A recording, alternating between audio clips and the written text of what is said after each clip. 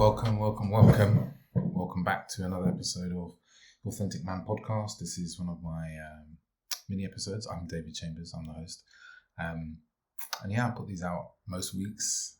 I haven't been that great the last few weeks because I've been away a lot, so I haven't planned for them. But I talk about something that's come up, usually in my own life, in my work as a men's coach, as working with men in terms of dating, relationships and intimacy. And today I'm talking about expressing desire and the importance of expressing desire, elevated desire, be that for our partners, be that for someone we're dating, whatever that desire is in terms of, intimate desire to connect, desire for intimacy, in that sort of way.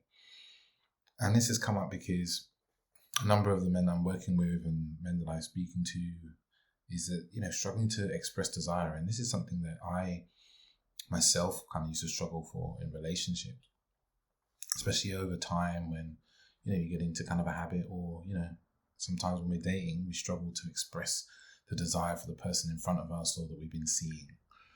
And, we can do this in many ways, right? One of the ways we can express desire is through words. And that's a really beautiful way to express desire. You can do that through words, but you can also do it through your body as well, actually. You can really do it through your body. So, a lot of the time, the starting places is that people have fear about expressing desire. If I express desire for this man or for this woman, I will probably most likely talk from the man's point of view because I know that the majority of my listeners are men. And I know, most of the people I coach are men. I'm open to coaching women, but most of them are men. But I also know this is an issue for women sometimes, is expressing this desire. So if, you're listening to this and you're like, I'm afraid to express my desire. Like if I express my desire, then I get rejected. That's a big one there as well, right? Is assuming that if you express desire, you're going to be rejected and what that rejection means. And I've got a mini episode, I can't remember the exact number, but I've got a mini episode that's all about how we perceive rejection. And we kind of... we hear someone's no and we assume that means rejection. When actually, and I say this more and more now, it's like when someone says no, they're saying yes to themselves and what they want, right? But if they are saying no, it's not to you, it's to the idea that you've presented. So maybe the way in which you've expressed your desire hasn't been an inspirational way of expressing, or it's something they currently don't want in that moment. Or maybe they do want it, but they just don't want to say yes in that moment. And another thing I see that comes up is for men, often in relationship, is like if I express desire, maybe you want to kiss your partner, you want to ravish your partner, you want to make love to your partner, maybe you just want to give them a massage. What if you can't back it up? What if you can't perform in the way that your mind is telling you need to for them to be happy? That's another thing that kind of creeps in around the expression of desire. So, these things don't have to get in our way. They're totally understandable. But it's also to notice that, especially in that last one, when you're worried you can't back it up, is like you have the option of expressing desire and then saying, what it is that you want to do or experience with your partner. And the reason why it's so important to express desire in relationships, especially if your relationship has been going on for a while, you've been in a few years, tens of years even, is that it's easy to forget this, right? It's easy for your partner to feel undesired. And this is important as a message for both men and women and other genders. When you're in a relationship, is to always be expressing desire through words, but also through body, right? Because when we want to feel desired, we want to feel wanted by our partner, both sexually, emotionally, mentally, spiritually even. We want to feel that our partner wants us or wants to experience us, experience our inner world as well, especially when we're talking emotionally and mentally, like have the desire to get to know your partner, have desire to know them better, to understand what's going on for them and accept what's going on for them as well, which is a really important point,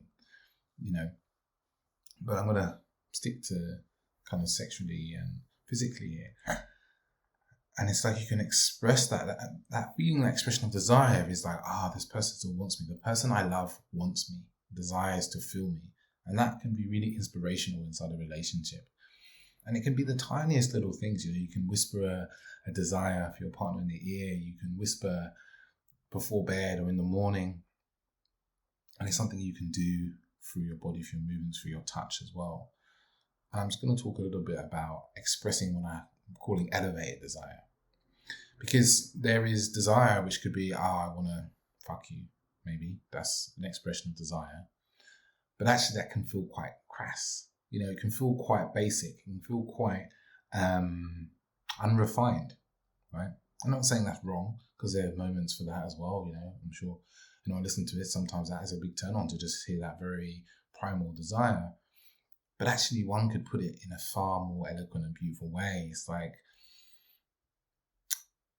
you could turn to your woman and say, baby, I desire to feel you most deeply and your inner world, and to, touch your skin, your soft, rosy skin, and feel it against mine, and feel the friction of our bodies moving against each other tonight, and to experience the love that generates.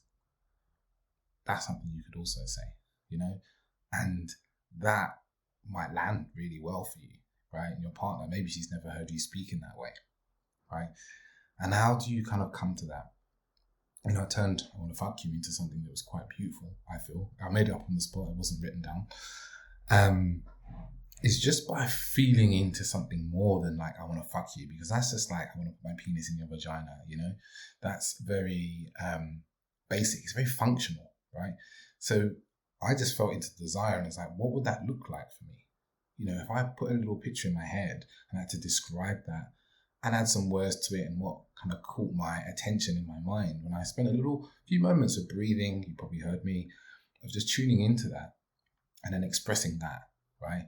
And that's a really different experience for someone to receive, because there's a real picture that was painted there. I imagine anyone listening to that, you really felt the picture of that. And there's many ways to express a desire like that, but your desire might just be to kiss somebody, right? You might be on a date and you're looking at someone, and you're looking at them and you're thinking what beautiful lips they have, and you might just express that desire in a way of like, wow, I really wonder what sensation I would experience by our lips meeting each other,